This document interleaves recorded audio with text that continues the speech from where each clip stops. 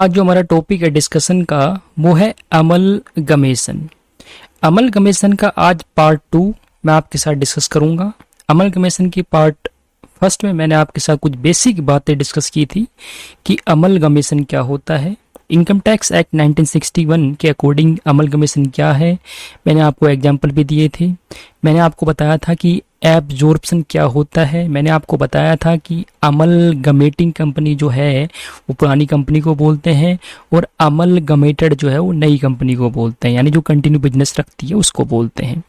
फिर मैंने आपको बताया था कि अमलगमेशन कितने टाइप्स के होते हैं, बेसिकली 2, और एक वैलिड अमलगमेशन कब माना जाता है इनकम टैक्स के अकॉर्डिंग, कौन कौन से तरीके से वो होना चाहिए, कौन कौन सी कंडीशंस है वो होनी चाहिए।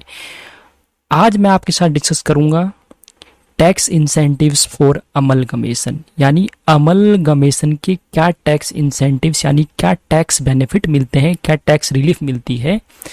एक तो मिलेगी अमलगमेटिंग कंपनी यानी पुरानी कंपनी, यानी जो बिजनेस जिसका खत्म हो चुका है वो कंपनी, और जो पुरानी कंपनी के जो शेयर होल्डर्स होंगे यानी अमलगमेटिंग कंपनी के जो शेयर होल्डर्स होंगे उनको क्या टैक्स इंसेंटिव मिलेंगे, और जो नई कंपनी होगी आगे जो यानी जो अमलगमेटेड कंपनी होगी उसको क्या टैक्स इंसेंटिव, क्या टैक्स बेनिफिट, टैक्स में क्या छूट मिलेगी, वो मैं आज आपके साथ डिस्कस करूंगा।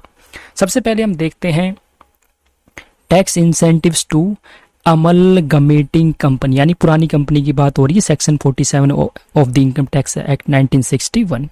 सबसे पहले बात करते हैं कि जो पुरानी कंपनी होती है यानी जो अमलगमेटिंग कंपनी होती है, जो कंपनी खत्म हो चुकी है यानी जिस कंपनी का बिजनेस खत्म हो चुका है, जो लिक्विडेट हो चुकी है, उस कंपनी को क्या बेनिफिट मिलते हैं टैक्स के अंदर। सबसे पहले बताया कि exemption from capital gain tax, यानी कैपिटल गेन टैक्स की एग्जम्पशन मिल जाएगी। एग्जम्पशन का मतलब होता है कोई भी ऐसी इनकम जो आपकी ग्रोस टोटल इनकम में काउंट ही नहीं होती, वो इनकम मानी ही नहीं जाती।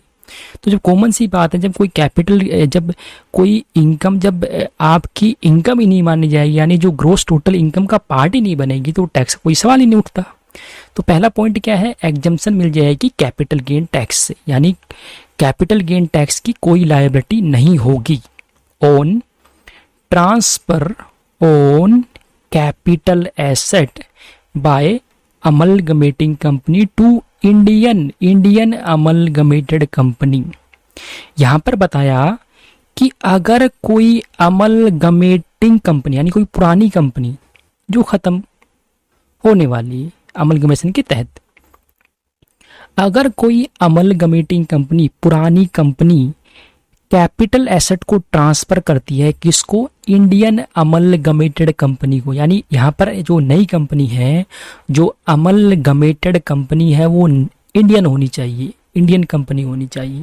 तो पहला पॉइंट क्या बोला कि कोई भी लायबिलिटी अराइज ही नहीं होगी कैपिटल गेन टैक्स की अगर कैपिटल एसेट ट्रांसफर होती है किसी अमलगमेटिंग यानी पुरानी कंपनी द्वारा किसी नई कंपनी यानी अमलगमेटेड कंपनी को ट्रांसफर होती है कैपिटल एसेट, तो पुरानी कंपनी के हाथ में कोई भी कैपिटल गेन टैक्स की लायबिलिटी नहीं होगी। सेक्शन ज़्यादा इंपॉर्टेंट नहीं है आपके एग्जाम पॉइंट ऑफ व्यू से, लेकिन फिर भी आप अगर याद रखना चाहे तो आप याद कर सकते हो। उसके बाद है टैक्स कंसेशन, टैक्स की छूट मिलेगी फॉरेन कंपनी को। यहां बताया कि no liability for capital gain tax, यानी कैपिटल गेन टैक्स की कोई लायबिलिटी होगी ही नहीं, उत्पन्न ही नहीं होगी। किस पे, on transfer of shares of an Indian company by a foreign company to another foreign company under scheme of amalgamation. यहां पर क्या बताया गया कि अगर कोई फॉरेन कंपनी उसके पास है शेयर्स इंडियन कंपनी के, अगर कोई फॉरेन कंपनी किसी इंडियन कंपनी के शेयर्स को किसी दूसरी फॉरेन कंपनी को ट्रांसफर कर देती है अमलगमेशन की स्कीम के तहत, तो उस ट्रांसफर पे कोई कैपिटल गेन टैक्स की लायबिलिटी नहीं उत्पन्न होगी। लेकिन यहाँ पर कुछ बातें ध्यान रखनी है, जो 2 फॉरेन कंपनीज होगी उसके बारे में क्या बताया गया कि कम से कम 25%, at least 25% of the share holders of the amalgamating foreign company, यानी जो पुरानी कंपनी है, जो पुरानी फॉरेन कंपनी है, उसके कम से कम 25%, 25% शेयर होल्डर्स जो है वो कंटिन्यू शेयर होल्डर्स रहे नई कंपनी यानी अमलगमेटेड फॉरेन कंपनी। कॉमन सी बात क्या है, अगर ये एक्स है ये वाई है, दोनों फॉरेन कंपनी है, तो यहाँ पर पुरानी कंपनी जो एक्स फॉरेन कंपनी है इसके 25% जो शेयर होल्डर्स है वो इस वाई यानी नई कंपनी, नई फॉरेन कंपनी के शेयर होल्डर रहने चाहिए। उसके बाद बोला कि no capital gain tax in the country in which amalgamating company is incorporated, यानी जिस कंट्री, जिस देश के अंदर अमलगमेटिंग यानी पुरानी कंपनी इनकॉर्पोरेट है, यानी वो रजिस्टर्ड है, उसका जहाँ पे अस्तित्व है, उस कंट्री के अंदर कोई कैपिटल गेन टैक्स नहीं लगेगा। उसके बाद बताया no capital gain tax on transfer of license to operate telecommunication services etcetera. मतलब अगर लाइसेंस जो है टेलीकम्युनिकेशन सर्विसेज को ऑपरेट करने का लाइसेंस को अगर ट्रांसफर कर दिया जाता है तो कोई कैपिटल गेन टैक्स उत्पन्न नहीं होगा। अगर कोई अमलगमेटिंग कंपनी यानी पुरानी कंपनी ट्रांसफर कर देती है राइट टू यूज, राइट को ट्रांसफर कर देती है, राइट किसका, यूज करने का, स्पेक्ट्रम फॉर टेलीकम्युनिकेशन सर्विस, यानी जो टेलीकम्युनिकेशन सर्विस का जो स्पेक्ट्रम को यूज करने का राइट है किसी कंपनी के पास, अमलगमेटिंग कंपनी यानी पुरानी कंपनी इस राइट को ही ट्रांसफर कर देती है अमलगमेटेड कंपनी यानी नई कंपनी। लेकिन यहाँ पर नई कंपनी इंडियन कंपनी होनी चाहिए, तो कोई भी कैपिटल गेन टैक्स अराइज नहीं होगा, कोई कैपिटल गेन टैक्स लायबिलिटी नहीं होगी। अगर कोई अमलगमेटिंग यानी पुरानी कंपनी ट्रांसफर कर देती है license to operate telecommunication services, telecommunication service को ऑपरेट करने का लाइसेंस अगर ट्रांसफर कर देती है अमलगमेटिंग कंपनी, अमलगमेटेड यानी नई कंपनी को, तो भी कोई कैपिटल गेन टैक्स नहीं होगा। अगर कोई अमलगमेटिंग यानी पुरानी कंपनी ट्रांसफर कर देती है business of prospecting extraction production of petroleum and natural gas का बिजनेस है, उस बिजनेस को ये ट्रांसफर कर देती है किसको, अमलगमेटेड यानी नई कंपनी, लेकिन यहाँ पर कंपनी ये होनी चाहिए इंडियन, तो तीनों केस में कोई भी कैपिटल गेन टैक्स लायबिलिटी नहीं होगी।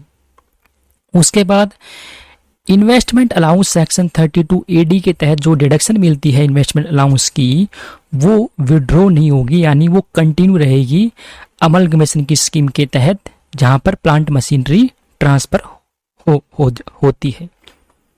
उसके बाद हम देखते हैं tax incentives to share holders of the amalgamating company. ऊपर मैंने बताया आपको कि इस अमलगमेटिंग कंपनी को क्या टैक्स इंसेंटिव्स मिलते हैं। अब हम बात करते हैं इसके शेयर होल्डर्स को क्या टैक्स इंसेंटिव, टैक्स बेनिफिट, क्या टैक्स रिलीफ मिलते हैं। सबसे पहले बताया कि period of holding of shares of amalgamated company, यानी कॉमन सी बात है, ये एक्स कंपनी ये वाई कंपनी ये खत्म हुई और यानी ये कंपनी इसमें मिल जाती है, खत्म हो गई, ये कंपनी कंटिन्यू बिजनेस रखती है। या आप ये मान लो ये एक्स कंपनी ये वाई कंपनी आपस में मिल जाती है और बन जाती है Z limited in case of amalgamation. Absorption में नई कंपनी नहीं बनती, पुरानी कंपनी दूसरी कंपनी मिल जाती है और एक कंपनी जो ऑलरेडी है वो कंटिन्यू बिजनेस रखती है। तो कॉमन सी बात यह है कि जो पुरानी कंपनी होगी, पुरानी कंपनी जो होगी इसके शेयर होल्डर्स होंगे जिन्होंने शेयर्स परचेज किए होंगे, इस कंपनी के एक्वायर किए होंगे। तो बोला कि होल्डिंग कहाँ से स्टार्ट होगी, कॉमन सी बात, जब बिजनेस इसके पास चला जाएगा तो अब इन शेयर होल्डर को शेयर होल्डिंग किस में मिलेगी, इस कंपनी में मिलेगी। ये कंपनी इनको शेयर्स के बदले शेयर्स देगी, तो ये कंपनी में इनकी शेयर होल्डिंग काउंट कहाँ से होगी कि जिस डेट पे परचेज किया था इन्होंने इस कंपनी के शेयर्स, यानी from the date of purchase of amalgamating company से, यानी पुरानी कंपनी के शेयर्स जिस डेट में परचेस किए थे इसी डेट से काउंटिंग स्टार्ट होगी, यानी पीरियड ऑफ होल्डिंग स्टार्ट होगा।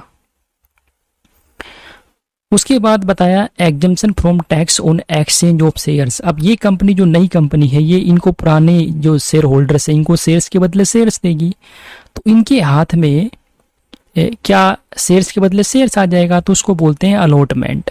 तो यहाँ पर भी बोला कि इनके हाथ में जो पुरानी कंपनी के शेयर होल्डर है, जब ये इनके शेयर्स के बदले शेयर्स मिलेंगे, जो शेयर्स इनको ये नई वाली कंपनी देगी, तो इसके ऊपर भी कोई कैपिटल गेन टैक्स की लायबिलिटी उत्पन्न नहीं होगी।